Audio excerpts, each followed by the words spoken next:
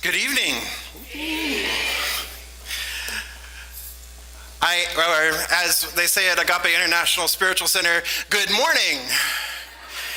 Because every moment is a brand new moment. Every moment is an opportunity to start afresh and to start anew. So I am Reverend Jeffrey Kealoha Ryan, and it is my distinct honor to serve this beloved community, Riverside Community Center for Spiritual Living. And it is also my privilege and my pleasure to welcome all of you into our home. So thank you for being here. Thank you for participating. Thank you for the sacred yes and the call on your heart that has brought you here in this moment at this time. So we are a social media friendly community. So we encourage you to post, to check in and post on Facebook and Instagram and to tweet throughout the evening as you see fit. But we do ask that you please silence your cell phones so that we're not disturbed this evening. We do invite you to use the hashtags as you're on social media. We do invite you to use the hashtags Families Belong Together, hashtag Families Belong Together, and hashtag Love Lives Here, as well as hashtag Migration is Sacred. Hashtag Migration is Sacred. That's another one of the national campaigns that we are using. So all three of those would be wonderful if you use those hashtags for us. So keep that in mind as we go throughout this evening. Tonight's vigil is being live streamed on Facebook Live, and we are also recording it to put it up on YouTube tomorrow. So if you are uncomfortable being on camera, then I suggest you part the seas and sit on the sides of the sanctuary or toward the back of the sanctuary where you will not be captured on camera. Simultaneous Spanish language interpretation is available by Lupe Aguilera. She's sitting there in the back. So if that is something that you would be interested in, that you would like to have to help you through this evening, she has little headsets that you can wear that you can listen to. That way you can listen to the simultaneous interpretation that's happening. So thank you to Lupe Aguilera.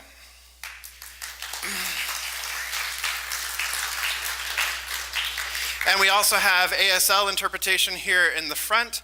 Nia Moore is providing that for us this evening. It's all one.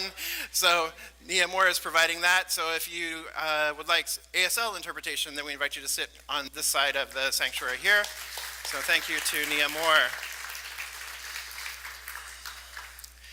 So this evening we welcome all people of faith, all people of consciousness, and all people of love to come together in prayer, meditation, music, and messages. The messages you'll hear this evening are being delivered from our community leaders as well as our faith leaders here in Riverside. The vigil is being held for all the children and families still detained and separated in facilities around the country. As you know, the recent executive order does not provide for the reunification of families that have already been separated, and it continues to incarcerate the most vulnerable among us. Scripture says, "Truly I tell you, whatever you did to one of the least of these, my brothers and sisters of mine, you did to me." At Riverside Community Center for Spiritual Living, our focus is to embolden people to live their highest potential through the transformative power of love. And we recognize that the policies and the actions of this administration that have separated children from their parents do not serve the highest potential of the United States of America. They do not serve the highest potential for humankind. We know that these policies and actions are born out of ignorance of humanity's true nature, that we are all one, that we are one with each other, and that we are one in and with the divine. So we call this administration to awaken to a higher state of consciousness and to a new way of being. We call all people to compassionate action now. For truly, we are one family, and we belong to each other. We belong together. So welcome to Riverside Community Center for Spiritual Living. Welcome to this candlelight and prayer vigil. And I now invite our Voice of Truth choir from Riverside Community Center for Spiritual, no, yes, I invite Dora, excuse me. I wrote the program this morning at 5 a.m., come on. I do have to say, putting on this event in 3 days' time is quite amazing and extraordinary, so thank you to everybody who helped do that.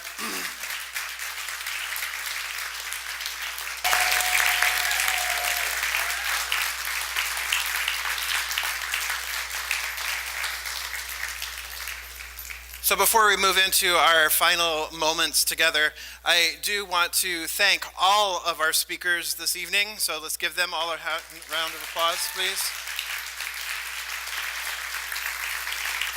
I'd like to thank our presenters and our musicians as well. Thank you. Our sound, Matt, there and back. Our videographer, Ace Green.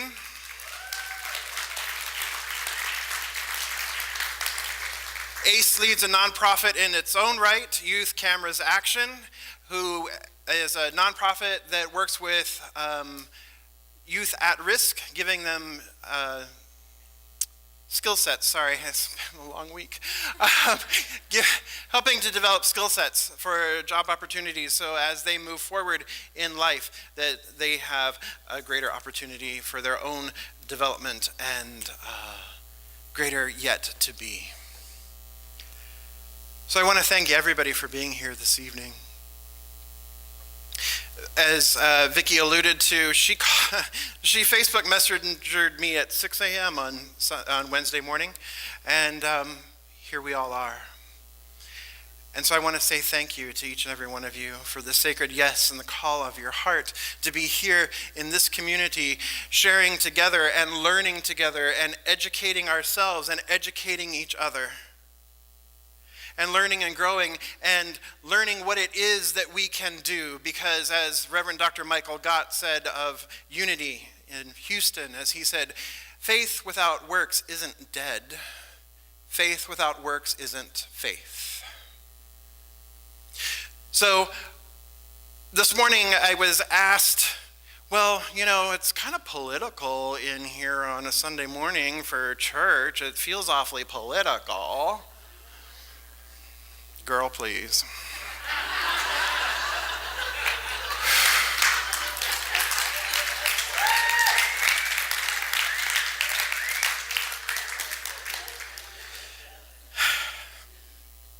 It gotta be me, I can't be anybody else. So this is not political. This issue has been politicized, but it is not a political issue. This issue is a humanitarian crisis. So I'm not going to listen and entertain the idea that it is a political issue. There is not a political issue when children are being ripped from their families. There's not a political issue when asylum seekers, refugees are not given due process. That's not a political issue. That's a human rights issue. And we are called as people of faith to stand in our faith, to stand in the power and the presence that each one is imbued with. Each one of us is the transformative presence and power of love. That is who we are. That is who we have come here to be. And if we simply stay back and are quiet and live in our comfort zones, nothing happens. No change happens, no growth happens, because really what is happening here is life is continually evolving. Life is continually moving forward. Now we can be passive about it, or we can step into the greater yet to be. And stepping into the greater yet to be calls for each one of us to be bold in doing that. Calls for each one of us to be brave in doing that. We don't get to sit by and watch and just engage on Facebook. Like, unhappy face, angry face, right? The discourse that's happening on Facebook, yeah, it can move things forward because the power of Facebook Messenger this week has brought this together. has connected us in larger and greater ways. I did not know Shawnee. I still have yet to meet Shawnee. I did not know Licia. I still have yet to meet her. I still have yet to meet Rabbi Singer and Reverend Aaron and Reverend Andrea from All Saints Episcopal. And yet all of these beloveds were working with me and working with Vicky and working with Hilda and working with Aaron. It was a collective effort brought forth by a call of spirit within the larger Riverside community that voiced itself through Vicky. As I say, she pushed me down the water slide, but I was at the top already, so, there you go. Because what this is a bold step out. It is a bold step out for Riverside Community Center for Spiritual Living. It's a bold step out for Centers for Spiritual Living worldwide to take the stand and the stance that you heard spoken by Jeannie earlier this evening. You see, the issues that we're looking at, the issues that we're facing, they were born out of ignorance. They're born out of ignorance of who we truly are, and who we truly are siblings with each other. Brothers and sisters and siblings. Siblings.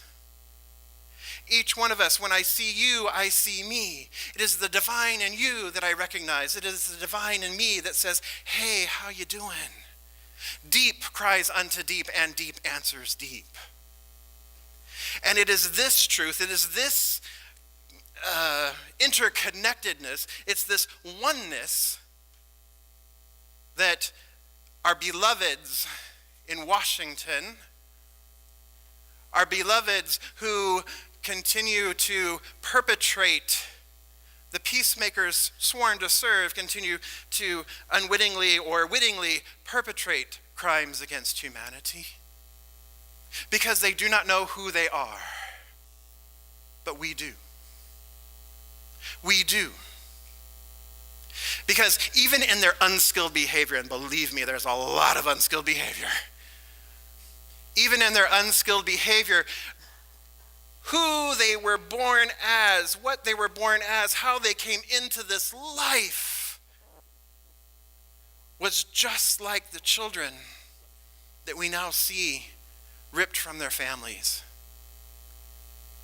Each being here tonight, each being on the planet was born as the presence of love. Maybe not born of love. Maybe that is not how they were conceived, but each life is the life of love. Each life is the life of the divine made manifest here on earth. And it is that they have forgotten. Or perhaps they were never awoke to it. And so that is what we as people of faith can do. We as people of faith can call them higher. Because as Einstein said, a problem cannot be solved at the level of consciousness that created it. So therefore, we have to call ourselves higher as well. We can use our divine discontent. We can use that anger for creativity. To work to find a solution, to spark that inner fire, to say, hey, not on my watch. But if we are using that anger to tear apart other people, to condemn, to make wrong or call evil, then are we really any different? Breathe that in. It's a hard one, I know. I've been there.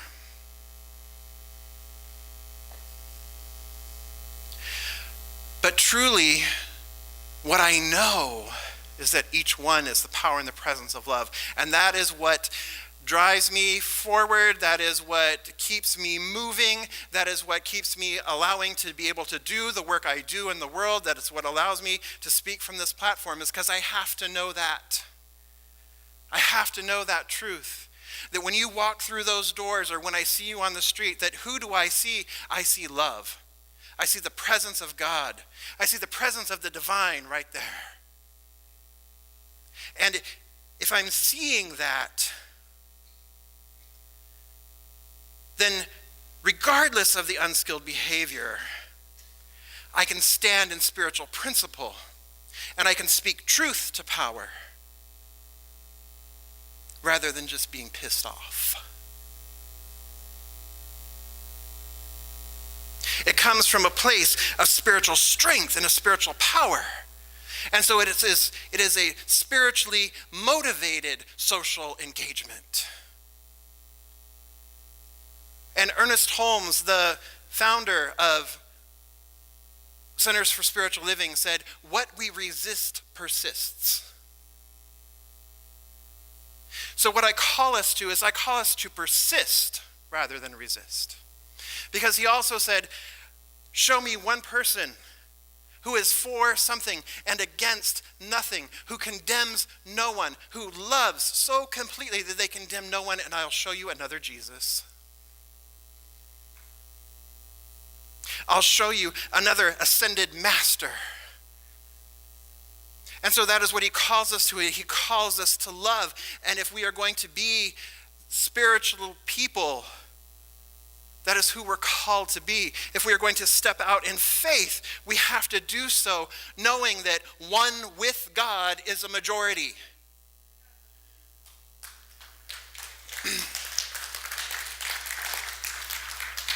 Or the divine, or whatever name you use for the infinite love intelligence that is back of all of creation. In the beginning was the Word, and the Word was with God, or with love, and the Word was love. And that which love did not create was never ever created. So therefore everything has to come back to that. So I call you, I urge you to rise up. Not only rise up in the streets, because that is absolutely important, but rise up in consciousness so that when we are stepping out into the streets, when we are stepping out into the rally on the 30th in the Galleria, or those of us going to the rally in Victorville that same day, later on in the day, that when we step up and we step out that way, we're standing in principle. We're standing from the power and the presence of love.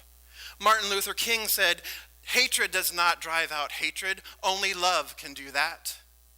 Light or darkness does not drive out darkness, only light can do that. So I invite you to persist. I invite you to persist in speaking truth to power. I invite you to persist in calling out injustices, cruelty, and inhumane practices.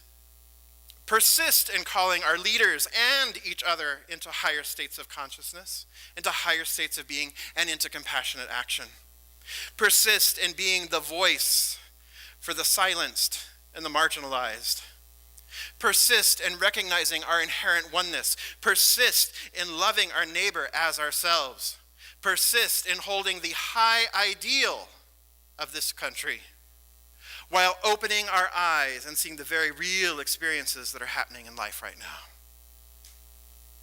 Persist in working together to find real and lasting solutions. Persist in rallying and unifying. Persist in taking action whenever and wherever possible. And you heard many opportunities and many potentialities here this evening from our speakers, each one calling you to do something. It can start locally, but where does it really start? It starts right here. It starts within. When we change within, our families change, our communities change, our world changes. But it starts here. It starts right here. So I invite you to persist in being the love, persist in being the light.